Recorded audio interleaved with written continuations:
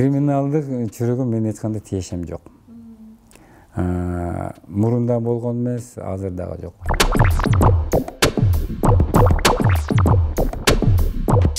Масакиге биздин тилибиз келбей атат. Сени массада эле койбойлу дейт. Мен 5 класс, 6 класста окуган жаш баламын. Тренер эмне десе эле агай болуптур деп жүрө берем. Бир кейген эмем ушу мен дүйнөлүк чемпион болгонум, атам да мына саясатчы эле. Мен депутат болгондорун көрбөй калды, атам менен апамчы.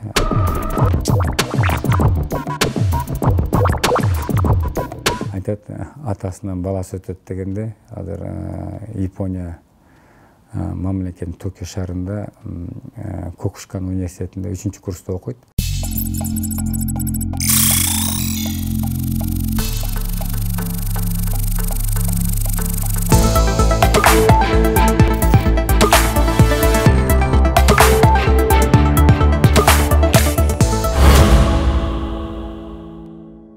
Саламатсыздарбы, кадырлуу Супер KG порталынын көрөрмандары. Галстуктар долбоору кайрадан эфирде. Галстуктар долбоорунун бул жолку коногу Жогорку Кеңештин 6-чакырылышынын экс-депутаты жана ошондой эле дзюдо боюнча эл аралык спорт чебери Масабиров Таалайбек Айтмаматович. Саламатсызбы? Саламатсызбы, кандай келип алдыңыз? Жакшы, рахмат. Бизге убакыт бөлүп келип бергениңиз үчүн ыраазычылык билдиребиз. Анда мен долбоордун шарттары менен сизди тааныштырайын. Өзүңүз көргөндөй 3 журналист алып барабыз. Жылдыз Жүскенбаева сизге жакпаган суроолорду берет. Жолдубек Качкынбаев сизди мактап жактайт. Мен Айсалкын Качкынбекова сиздин жан дүйнөңүздү ачайын деп суроолорду даярдап келдим. Суроо тандоо укугу сизге берилсин. Биринчи кайсы суроону уккуңуз келип атат? Биринчи суроо эми негизи мында журналисттеримди чакырганда өздөрү айтат, ушул спорт маселеси боюнча бизе маек курайлык дедик элек, анан жакында жайында болгон Токиодо өткөн Олимпиада боюнча ошонун жыйынтыктары боюнча кандай көйгөйлүү маселелер болсо, ошо маселелер боюнча биринчи баштасак. Ушул спортко байланышкан кайсы маанилүү маселелерди көтөрө алдыңыз? Эми 6-чакырылышта депутат болуп турганда, бул эми азыр спорт чөйрөсүнө деп жана айтып кеттим. Бул эми бизде спортчулардын бүгүнкү күндөгү Кыргызстандагы абалы кандай, анан биз ушул Олимпиадага даярдык көрүп жатканда, мен ушу өкмөткө дайыма жана каржы маселеси боюнча көп маселелерди көтөрүп келдим. Негизги эле алганда биз ушу спортчуларга негизги биринчи кезекте шарт түзүп, болгон шартты түзүп берсек, ошончолук булар спортчулар ошончолук мындай жыйынтыгы жакшы болот да. 2020-жылы мен айткам, бул өзгөчө жыл спортчуларга. Биз эми ушу канча жылдан бери, 80-жыл Каныбек Осмоналиев алтын медаль алган. Биз качантан бери ушу күткөн алтын медалыбызды качан алабыз, мына кыргыз эли да көрөрмандар күтүп отурат. Ошон үчүн спортчуларга каржы маселеси боюнча эч качан аяусуз бергиле. 20-жыл бул олимпиадалык жыл деп өкмөткө жанагы бюджетин карап атканда кошумча 40 миллион тегерегинде, 50 миллион тегерегинде акча коштуруп бергенбиз. Мына жакында эле өзүңөр көрүп атасыңар, Ослодо өткөн дүйнөлүк чемпионатта.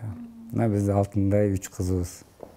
2 алтын медаль, 1 коло медаль алды. Мындай айтканда Айсулуу, Мерим, Айпери кыздарыбыз, мындай айтканда биздин алтын кыздарыбыз да. Сиз былтыр парламенттик шайлоо алдында депутаттык мандатыңызды тапшырып бергенсиз да. Эмне үчүн мөөнөтүңүздүн аягына чейин чыкпай мандатыңызды тапшырып салдыңыз эле? Бирөөгө орун бошотуп бериш керек беле же кандай эле? Жок, эми бул жерде мындай айтканда 5 жылдык мөөнөт бүткөн. Өзүңөр билесиңер, мен сентябрда кийинки шайлоого 1 ай калганда 5 жылдык өзүмдүн толук 5 жылдык ошо депутат катары өз мөөнөтүн өтөп бүткөн убакыт эле. Анан мындай айтканда биз ошол партиянын тизмесинде убагында көп добуш алган талапкерлер да бар эле да. Анан ошо биз партиянын лидери, фракциянын лидери менен сүйлөшүп, андан кийин азыр Байгазы Кенжебаев деген менин ордума келген депутат. Ал да ушу Талас областынан көп добуш алып, 5 жылдан бери кайсыр депутат орун болсо келейин деп мүнөтүн күтүп турган. Анан ошондон 1 ай, 2 ай болсо дагы ошо депутат катары ошо элине мындай берген убадаларын айтып эме кылып депутат болсун деп мен ошо ордун бошотуп бергем да. Ал бул жерде айтканда андагы эмгеги зор, мындай айтканда ошо партиянын жогорку кеңешке келишине өзүнүн мындай элдердин ишенимин көп добуш алган депутат эле да. Эмнеге 1 ай калганда бошотуп бердиңиз? Ага чейин бошотуп? Жок, мындай да жайында болду. Анан жайында биз каникулда болдук. Анан ошондой бизден партиялар мындай сунуш берди да, мындай 1 ай болсо дагы. Анан менен башында болсо деле бермекмин. Мындай айтканда мен ошо 1 жылдан 5 жылга чейин өзүм мындай депутаттык мөөнөтүм бүтүп, анан мындай айтканда ошо элиме берген убадаларым толук уже жыйынтап бүттүм эле да. Мен ар бир жогорку кеңеш депутатка барганда, элдер менен жолукканда ар кандай убадаңды бересиң, ошо убадалардын мен мындай айтканда уже аягына чыгып калдым эле да. Негизи эле спортко күйүп, спорт деп жүргөн көп эле биздин эр азаматтар спорттогу карьерасын жыйынтыктагандан кийин эле депутатка аттанат экен да. Мунун себеби эмнеге? Эмнеге башка тармак эмес? Мен өзүм жөнүндө айтайын, мен мындай спорт чөйрөсүндө жүрдүм. Андан кийин бажы кызматынан инспектордон баштап орун басарына чейин, төраган орун басарына чейин кызмат өтөдүм. Ошо 2015-жылы өзүңөр билесиңер, мен өзүм База Коргон районунда төрөлгөм. Бирок 40 жылдан ашып 10 жашында кетип калды, ошо Бишкекте жашайм да. Анан бул жерде ошо жерде элдер, мен өзүм айылым айтайын. Сураныштыбы? Мындай айтат да, сен эми чоң кызматтарда иштедиң, сенде деле мүмкүнчүлүгүң бар. Ошо биздин айылдан да бир депутат чыкса болбойбу? Сен деле мына ошо спортчу өнөрүңдү саясатта көргөзбөйсүңбү деп мындай эле сөз болгон да. Анан мындайына карасам, эми База Коргондун бүт айылдарын билем, тууган туушкандар бар. Анан бир мындай аракет кылып көрбөйсүңбү? Эми жашың деле элүүгө чыгып калдым. Эми ар кандай сөздөр көп. Анан ошон үчүн мен аттангам. Анан бул жерден депутат боломбу, болбойм деген мындай күмөндөр болгон да, мындай.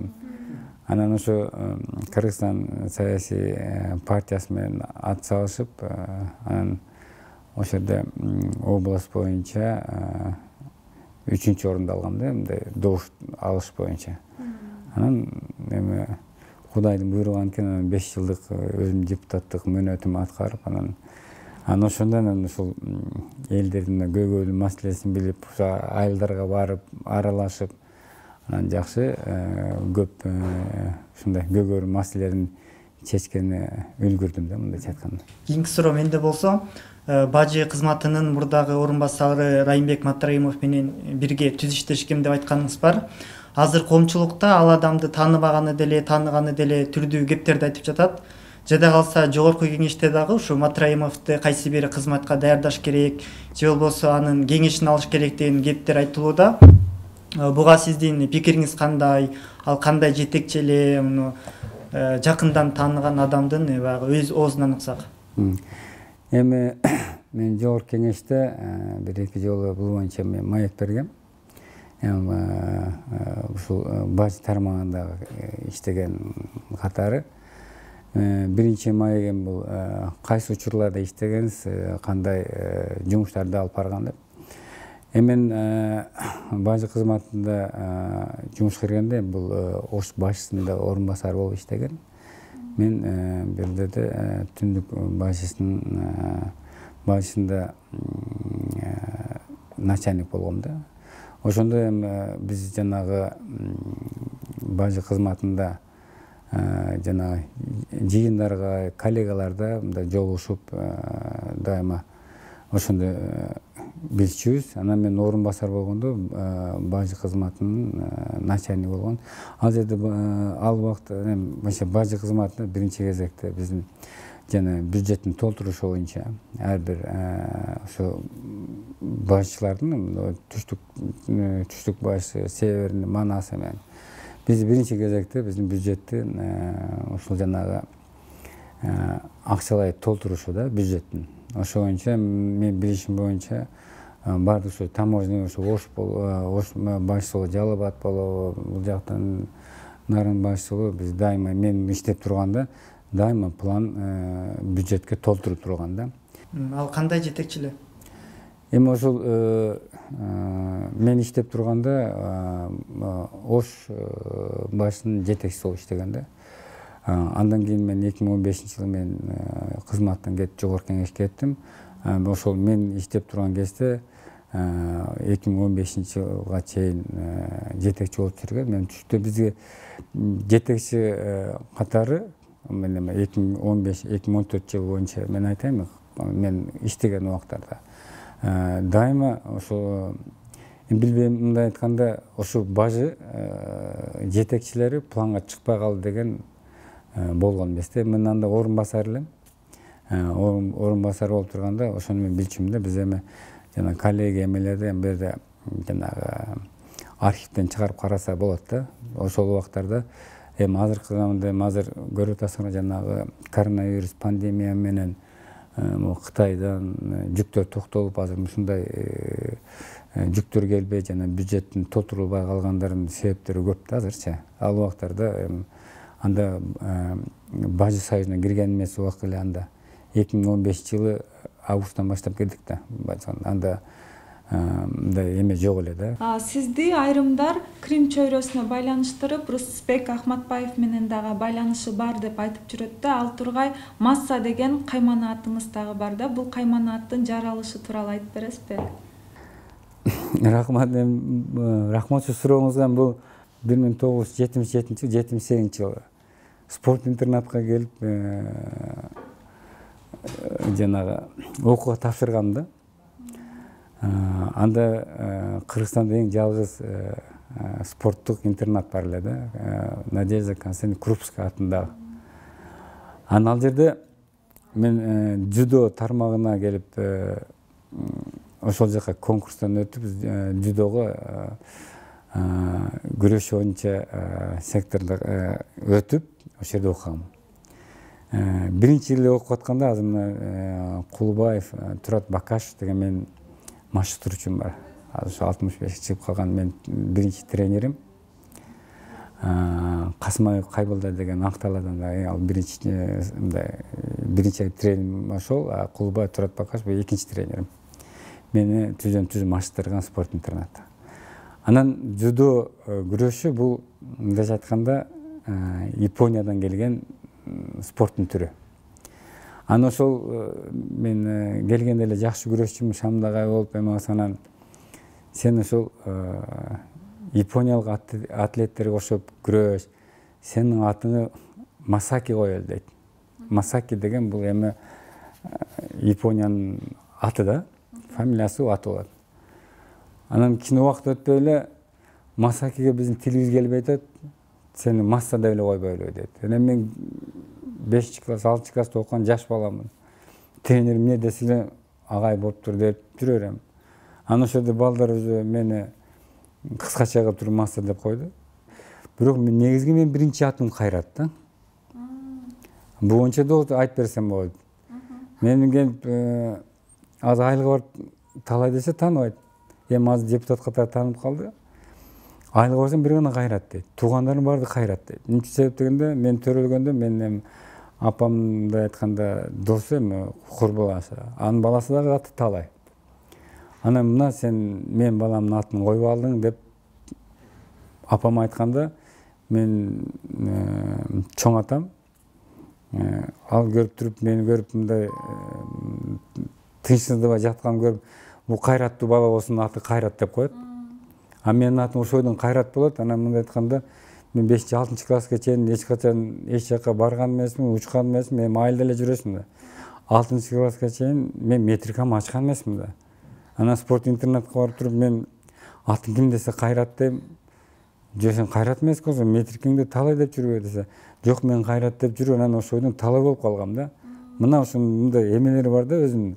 Аз айылга барып эле сурап туруп, Кайраттан ким, талай ким десең, талай десе эч ким тааныбайт. Айга келиңиз бар экен да ошондо. Ошондо 3 ат менен Кайрат деп, анан ошондо мындай татал эле да, мен атам өжөбөтүм, ата кийин айтып калдым, мени бияк талай деп атат, метрикам алмаштырып койбойсуң. Эми атам менен жана милиция кызматында иштеген да.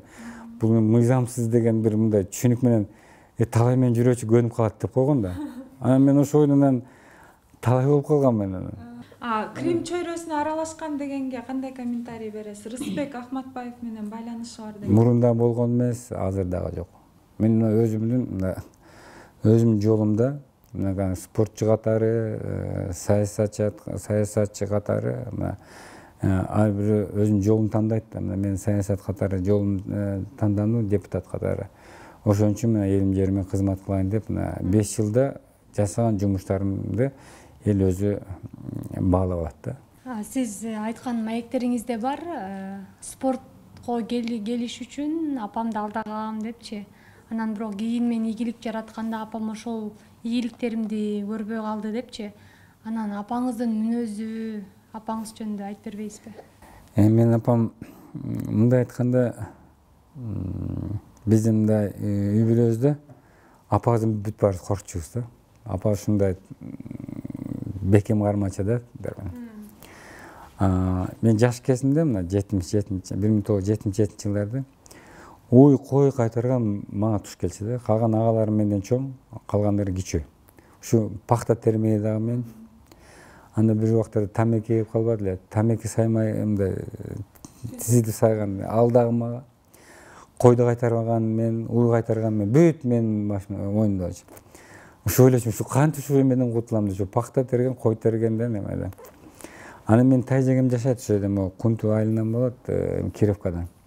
Анан тайкем Таштөө Воронцов. Мен ошакта да жаштыгым ошо жерде өттү да мен. Могу жогорку айылда Таштөө Воронцовка деген. Тайкем жашачу. Анан алар айтып, биз конокко келип калып, ушундай интернат бар экен. Ошоко барбайсыңбы дейт.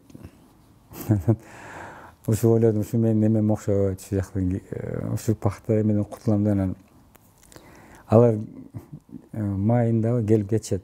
Жана интернат келип окуп, окууну бүтүп, чемпион болуп, анан апам кичинемде катуу ооруп калды. Анда мен бажы кызматында инспектор болуп жүрөт элем. Болгон эми результат көргөздүм, үйлүү жайлуу болдум. Анан ошондо мен апам дедим, эгерде мен жогорку мындай олимпиадада мен дүйнөнүн чемпиону эмес элем да. Апам мен болсун, мен балам сөзсүз түрдө чемпион болгондо сиз ошону мындай айтып атканда, сиздин ушу менин жөнөткөнүңүздү бекер болгон эмес. Демне мен сизге ошону дайли болот, Кудай буйруса. Ушу мен ойлодум, менин кичинемде жаракат алып калып чыга албадым. Бирок баламан ушуну көрөсүз экем да. Бир кейген эмем ушу мен дүйнөлүк чемпион болгонум, атамда мына саясатчы эле. Мен депутат болгондорун көрбөй калды, атам менен апамчы. Маалым болгондой эле, алдыда кыш келатат. Сиз жогорку кеңеште депутат болуп турганда ошо ТЭЦтин ишмердүүлүгүнө сын пикир айтып келгенсиз. Чындап эле ошо миллиондогон акчалар жумшалса дагы жыл сайын авариялар болот. Андан сырткары ушу жакында эле Бишкек абасы кир шаарлардын ичинен 6-орунга чейин чыкты. Бул көйгөйлөрдөн кантип арылсак болот? Мен бул маселе боюнча мен азыр оюмда бар. Ушу ТЭЦ боюнча жана экологиянын бузуу боюнча бир убактарда анда мен депутаттан келип кеткем. Жана абанын бузулушу боюнча, смог деп коет го. Ошол боюнча. Мен андан мурун эле мен ТЭЦ-2 деген бар го. мен ушуну канча жолу көтөргөм да. Бул газ менен жагыла турган ТЭЦ болчу да. Мен дайыма айтам, бул ТЭЦке бүт эле нагрузканы бияка бербей, ошо ТЭЦ дагы мындай ишке ашырсак, канчалык нагрузка азаят депчи. А бул жерден эми ТЭЦтеги мындайча айтканда жанагы көмүрдүн жагылыш эмеси боюнча өзүнүн технологиялык өзүнүн мындай требованиялары бар да. Ошонун негизинде жана кээ бирде мындай сапасы жагып койгондо жана ошол жерде очистительный бир оборудованиеби мындай толук кандуу иштете албаганынанбы, ошондон кийин мен жогорку кеңештин эмелерин карап турдум, жана смогтун чыгышынын себептери боюнчачы. Бир убактарда туман болуп эле туруп калды го эмесинде. Мен жеке оюмда, мен эми специалист катары айта албайм. Мен ойлойм, ошо жаккан мен жанагы көмүрлөрдүн бирде мен муну айтыштан мындай кыйын, эми толук специалист болгон кездечи мен ошондон бул ТЭЦ-2 иштетүү боюнча мен сунуш бергем да. Эгерде газ менен иштесе мынчалык смог болбойт да. Энергетика жана жылуулук тармагына бюджеттен кайсы бир деңгээлде каржылоо болот да, жыл сайын эле. Бирок тактап айтканда бул ишмердүүлүктү акчага такайлыбы же жетекчиден көз карандыбы бул нерсе? Мындай да, акча каражат бөлүнөт, бирок жетекчи менен ар бир тармактын жетекчиден көз каранды да. Жетекчинин өзүнүн саясаты болот. Жетекчи ошол тармакты мындай айтканда түбүнөн үстүнө чейин билген жетекчи да. Бул жетекчи ошол тармакты өстүрүн, ошол тармактын стратегиялык өнүгүшүн карап чыгат да.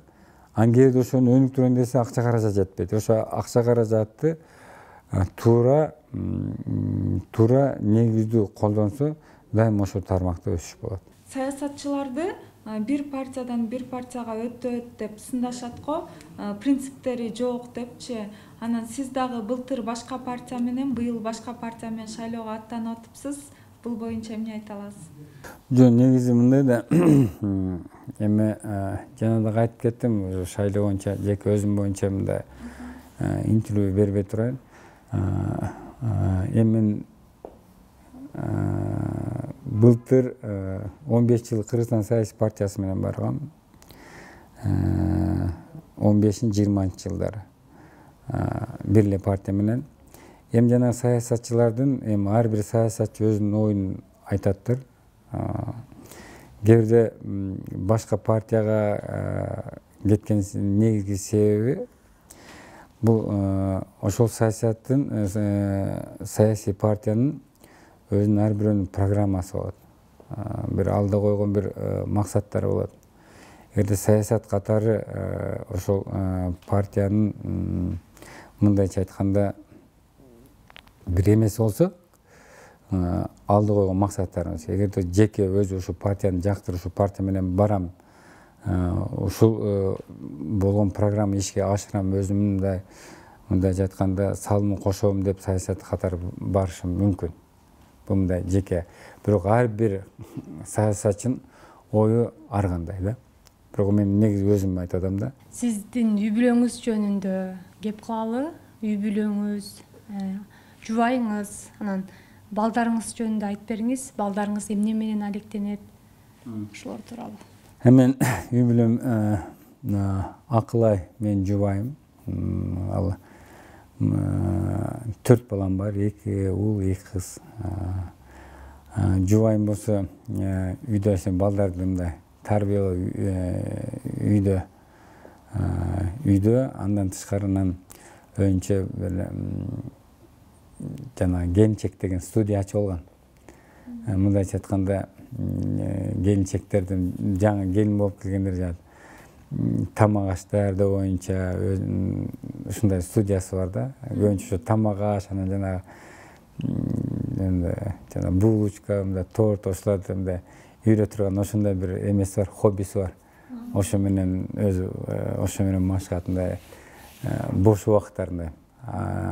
Мындай айтканда, эмерте мен эң кичүү кызым амине мектепте окуп, ошо кызым мектепке бүтүп барын жөнөтүп, 2-3 саат ошондой студиясын барып бир өзүнүн ортогу менен ачкан, ошол жерде алек болот. чоң кызым Алтынай, ал биздин мына Славян университетин бүткөн, бул жерде азыр аспирантурада окуйт, 1 жылдык. Ал азыр курулуш компаниясында менеджер болуп иштейт, чоң кызым Алтынай. Андан кийинки балам Асат. Ал мен мындай айтканда жолумду жолдоп айтат, атасынан баласы өтөт дегенде, азыр Япония мамлекетинин Токио шаарында Кокушкан университетинде 3 курста окуйт. Андан кийин Алихан деген балам 9 класста окуйт, мектепте эле. Ал азыр эркин күрөшкө катышат. Эми азыр жаңы эле баштады. Ал мындайча айтканда мен тартпай калган окшойт. Спортко эле кызыгуусу деле жок. Бир футболго барат, бир бокска барат, бир грек-рим күрөшүнө барат. Азыркысы азыр эркин күрөшкө барып, ошол жерде күрөшөм дейт. Негизи баланын өзүнүн оюна коюш керек. Кайсы спортты тандап алат, ошо спортко машыктырыш керек. Спорт тандап музыка барам десе, музыкага бериш керек. Жаш баланын жаш кезинен ошо кайсы тармак кызыгы болсо ошоңо бериш керек. Ошол. Андан кичинекей кызым 2 класста окуйт. Мен ал жана айтып кеттим, ал Айсулуу эжесинде эркин күрөшкө мен жаздырком күрөшкө барам деп. Эми кызым сен чоңой, андан кийин аны көрөбүз деп ал 2 класста окуйт. Мен ал кызымды азыр Бишкекте эле жана кичинекейинде эме кызыкчу, жана теннис ракетками ойнотом да. Чоң теннис спорттарына кызыкчу да. Жогорку кеңештин 6-чакырылышынын депутаттарына ар кандай аттарды коюп, чимкирек деп айтылып жүрөт. Сиз дагы ошолордун катарында иштедиңиз. Анан бул атты кандай баалайсыз?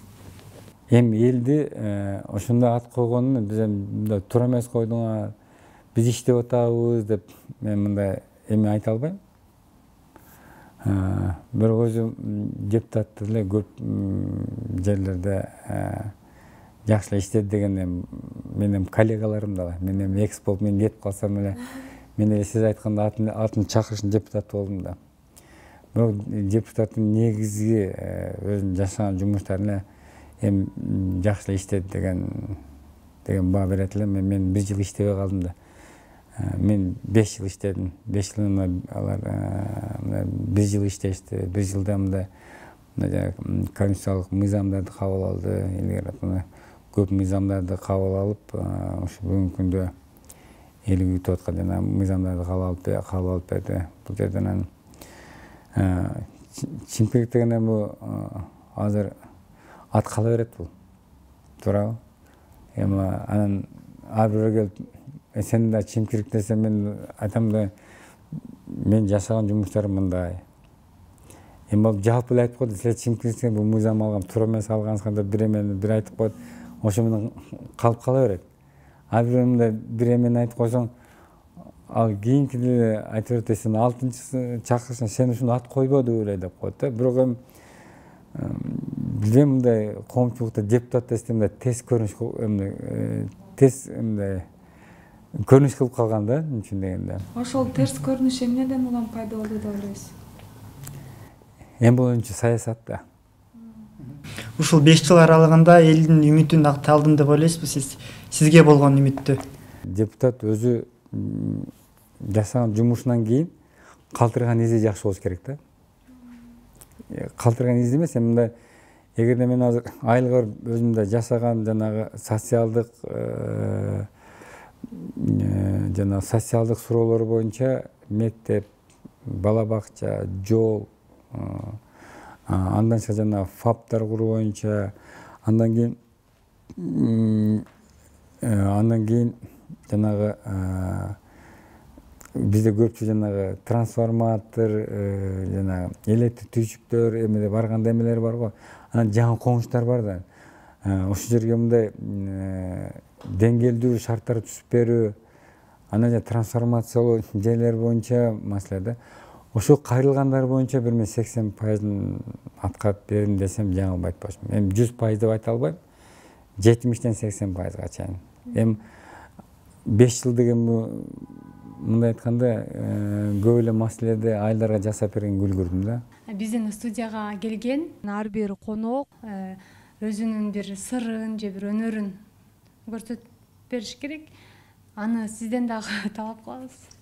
Галстук менен мен жанагы жүдөнүн бир ыкмасын да көргөзүп берейинби, өнөр? Макул, көрсөтүңүз. Сол жака күрөшчүмүн да. Бу оң жагы, бу сол жагы. Мындай кылып туруп мына. Тартканда бу мойун ийилет да мындай. Анан мындай тартып туруп эле мына. Ийилгенде мерин мындай тартып туруп эле. Обычно мындай бура калып туруп эле. Бер мындай мынтат да. Көрдүңүзбү? Коркунучтуу эле эч нерсе жок. Ошон үчүн эгерде мындай өмүрүнө коркунучтуу болсо, анда бул ыкманы алып коймок да. А так дзюдодо унутпай, анан жанагы колго болевой кылган болот. А самбо күрөшү боюнча бутка болевой бар да. Сиз убактыңызды бөлүп келип бергениңизге терең ыраазычылык билдиребиз. Анда урматтуу Супер KG порталынын көрөрмандары, ушуну менен галстуктар долбоору соңуна келип жетти. Эфир аркылуу амандашканча саламатта калыңыздар.